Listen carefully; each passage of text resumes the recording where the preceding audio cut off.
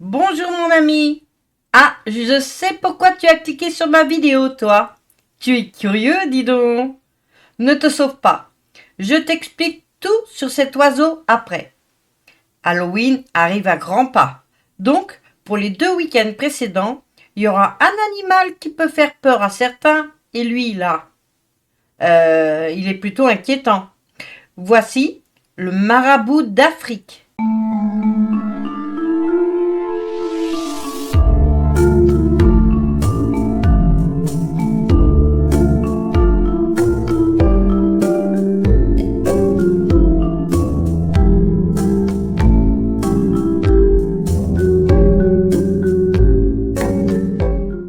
Il existe 3 sortes de marabouts. Mais aujourd'hui, nous allons visiter celui en Afrique. Les 2 autres se situent en Asie. De loin, on dirait un monsieur en costume, quand il ne bouge pas. Déjà là, je le trouve inquiétant. Le marabout d'Afrique, c'est vraiment un oiseau fascinant. Imagine un grand échassier qui mesure environ 1,50 m de hauteur, la taille d'un enfant entre 12 et 14 ans. On ne dirait pas comme ça. Regarde à côté d'un humain.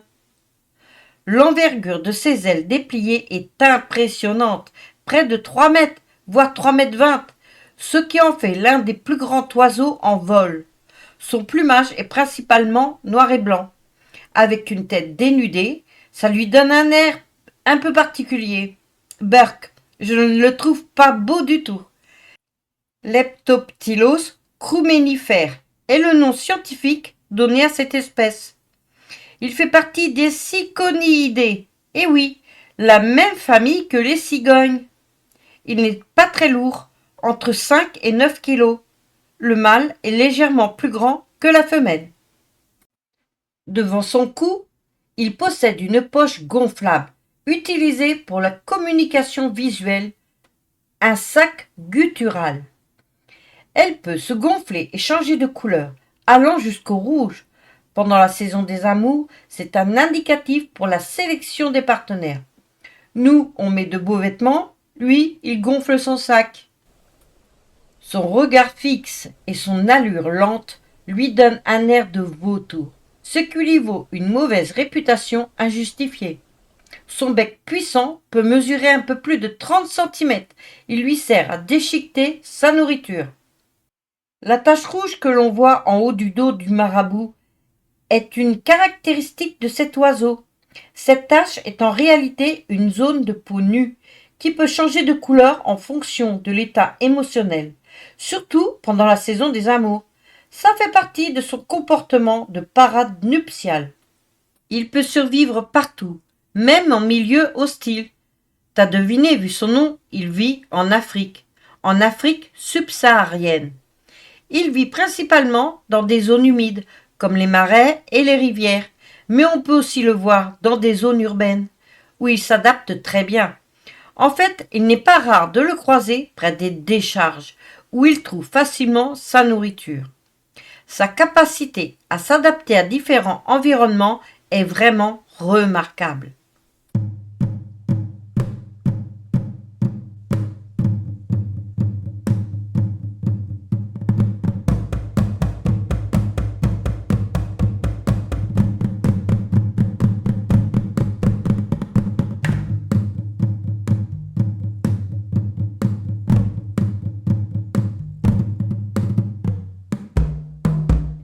Le marabout est plutôt sociable. Il forme souvent des colonies, surtout pendant la saison de reproduction. Il est calme et silencieux. Voici son cri lorsqu'il communique.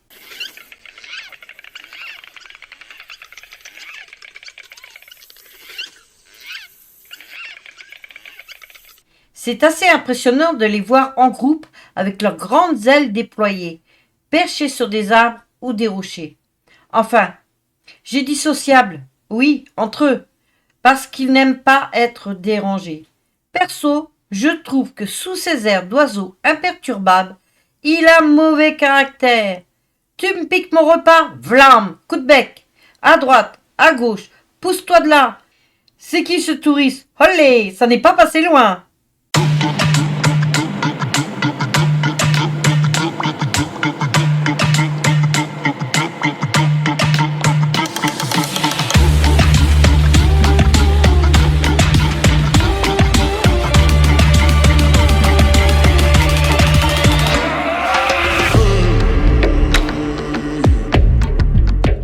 à la fois un géant du ciel africain et un charognard redoutable.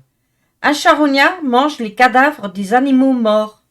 Il mange aussi des poissons, des amphibiens, des insectes, des petits mammifères, parfois même les déchets humains. Il joue un rôle vital dans l'écosystème, en nettoyant la nature des carcasses et en limitant la propagation des maladies. En gros, c'est l'éboueur naturel de la savane, au même titre que les vautours ou les hyènes. Si son cou est nu, c'est pour pouvoir enfoncer sa tête dans les carcasses, sans se salir les plumes, et ainsi éviter d'avoir du sang et des bactéries sur son plumage. Il niche en colonies, souvent avec d'autres échassiers, comme les ibis ou les cigognes. Le nid est un amas de branches construit en hauteur entre 10 et 30 mètres du sol, sur les arbres ou les falaises. La femelle y pond 2 ou 3 œufs blancs à la fin de la saison des pluies, afin d'y élever les poussins durant la saison sèche, car à cette époque, les rudes conditions climatiques affectent beaucoup la faune. Les animaux meurent de faim ou de soif, donc les charognes sont nombreuses.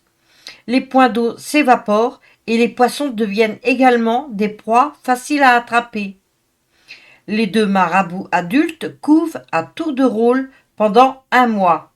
Ensemble, ils nourrissent les poussins, tout d'abord avec des vers régurgités, puis des poissons, plus tard de la viande et le régime des parents pendant 4 mois environ. Les marabouts ne fondent pas tous une famille. Beaucoup restent célibataires ou ne pondent pas d'œufs.